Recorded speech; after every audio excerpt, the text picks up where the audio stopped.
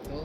Perkenalkan, nama saya Arif Novembra dengan akhiran NIM 04, jurusan Manajemen Dakwah, Fakultas Dakwah dan Ilmu Komunikasi. Di sini saya akan menjelaskan materi tentang manajemen strategik. Baik, di sini saya akan menjelaskan materi yang pertama, yaitu pengertian manajemen strategi dan komponennya.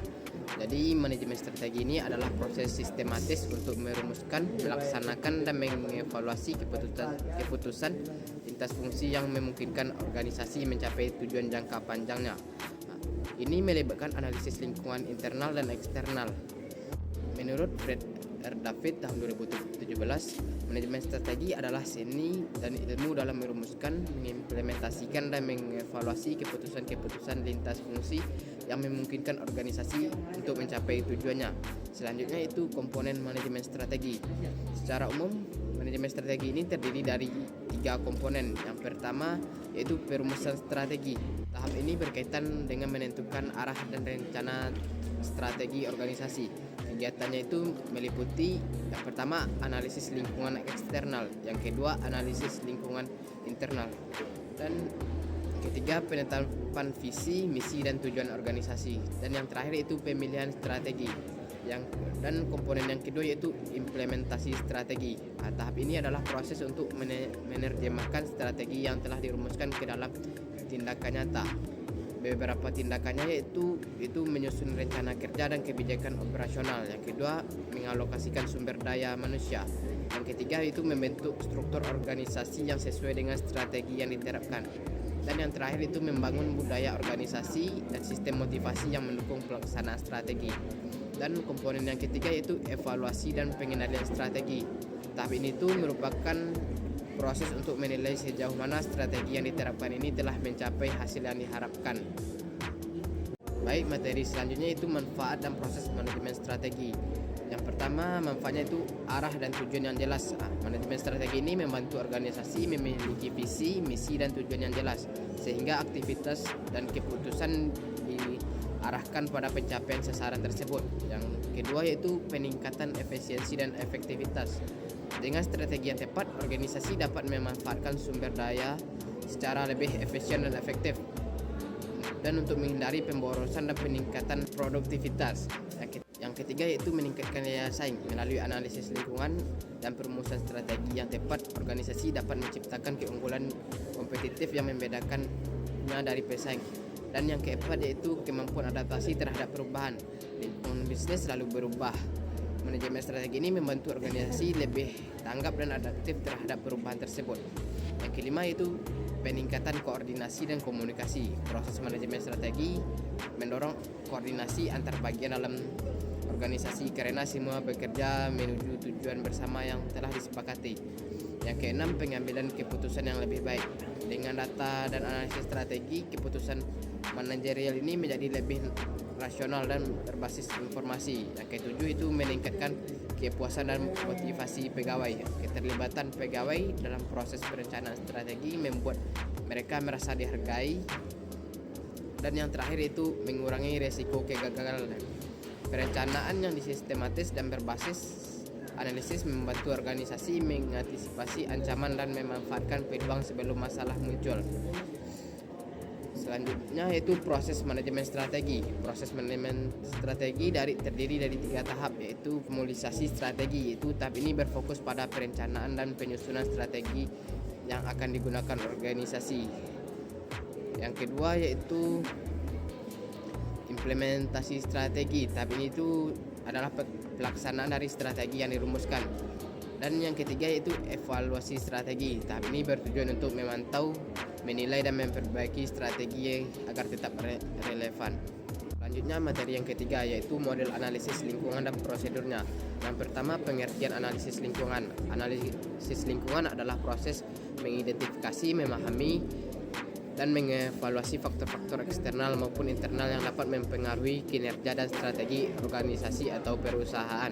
Tujuannya agar membantu manajemen mengambil keputusan yang tepat dan menentukan strategi yang sesuai dengan kondisi lingkungan bisnis.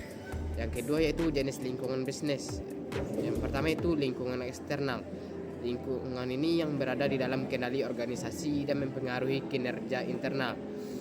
Yang kedua itu itu lingkungan yang eksternal. Lingkungan ini di luar organisasi yang tidak dapat dikendalikan tetapi memiliki pengaruh operasi dan strategi perusahaan.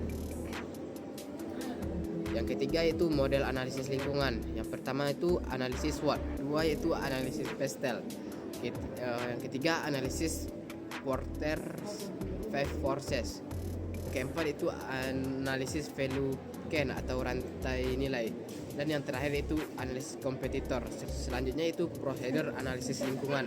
Prosedur atau langkah-langkah dalam melakukan analisis lingkungan biasanya itu meliputi yang langkah yang pertama itu pengumpulan data, yaitu mengidentifikasi sumber informasi internal dan eksternal seperti laporan keuangan, data pasar, kebijakan pemerintah, dan tren industri. Langkah yang kedua itu identifikasi faktor-faktor lingkungan, yaitu kita menentukan faktor-faktor yang penting agar berpengaruh terhadap organisasi baik positif maupun negatif. Yang ketiga yaitu analisis dan evaluasi, itu menilai sejauh mana faktor-faktor tersebut berpengaruh terhadap kinerja dan strategi organisasi, misalnya dengan matriks SWOT atau scoring PESTEL. Yang keempat yaitu hasil, itu menarik kesimpulan mengenai kondisi lingkungan bisnis serta menentukan area yang menjadi peluang atau ancaman. Yang kelima itu formulasi strategi, menyusun alternatif strategi yang sesuai dengan hasil analisis lingkungan untuk mencapai tujuan organisasi. Selanjutnya yaitu materi tentang menentukan dan menetapkan arah perusahaan. Yang pertama itu pengertian arah perusahaan. Arah perusahaan ini adalah pedoman atau panduan strategi yang menunjukkan kemana organisasi akan bergerak di masa depan. Arah ini menjadi acuan dalam setiap pengambilan keputusan, penyusunan strategi dan pelaksanaan kegiatan operasional agar seluruh sumber daya perusahaan bekerja sesuai tujuan yang sama. Baik, selanjutnya itu materi tentang formulasi strategi badan usaha, strategi bisnis, dan strategi fungsional. Yang pertama yaitu pengertian formulasi strategi. Formulasi strategi adalah proses penyusunan langkah-langkah strategis untuk mencapai tujuan jangka panjang organisasi.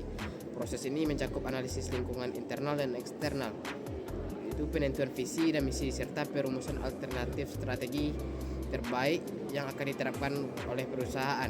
Yang kedua itu tingkatan strategi di dalam perusahaan. Yang pertama itu strategi badan usaha. Strategi badan usaha ini berfokus pada arah dan ruang lingkup keseluruhan organisasi. Tujuannya itu menentukan portofolio bisnis yang paling menguntungkan dan mendukung pertumbuhan jangka panjang. Yang kedua yaitu strategi bisnis. Strategi bisnis ini berfokus pada bagaimana sebuah unit bisnis bersaing dalam pasar tertentu. Tujuannya itu untuk menciptakan dan mempertahankan keunggulan kompetitif dalam industri yang digeluti. Ketiga yaitu strategi fungsional. Strategi fungsional ini adalah strategi yang diterapkan pada tingkat departemen atau fungsi tertentu seperti pemasaran, keuangan, sumber daya manusia, produksi, dan utamanya itu mengoptimalkan kinerja masing-masing fungsi agar selaras dengan strategi bisnis korporat. Selanjutnya itu materi yang terakhir tentang implementasi strategi, gaya kepemimpinan, dan evaluasi strategi. Yang pertama itu implementasi strategi. Implementasi strategi ini adalah proses penerapan rencana strategi yang telah dirumuskan menjadi tindakan nyata di dalam organisasi untuk mencapai tujuan yang telah ditetapkan.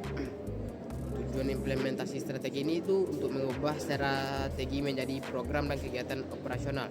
Yang kedua itu memastikan seluruh bagian organisasi memahami dan mendukung strategi. Yang ketiga mengalokasikan sumber daya manusia secara efektif. Yang keempat itu mengukur dan mengendalikan pelaksanaan strategi agar sesuai dengan rencana. Yang kedua itu gaya kepemimpinan dalam implementasi strategi.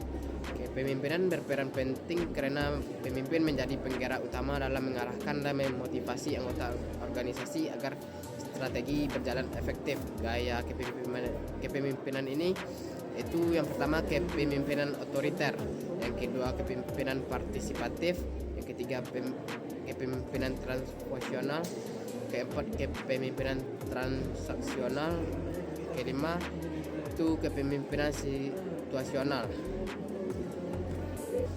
Dan selanjutnya itu evaluasi strategi. Evaluasi strategi adalah proses menilai sejauh mana strategi yang diterapkan telah efektif dalam mencapai tujuan organisasi serta mengidentifikasi apakah perlu dilakukan penyesuaian atau perubahan. Tujuan evaluasi ini itu untuk mengukur keberhasilan implementasi strategi. Yang kedua itu menemukan penyimpanan antara hasil dan target. Yang ketiga menentukan tindakan korektif untuk perbaikan di masa depan. Dan yang terakhir itu menjaga kesesuaian strategi dengan perubahan lingkungan eksternal dan internal.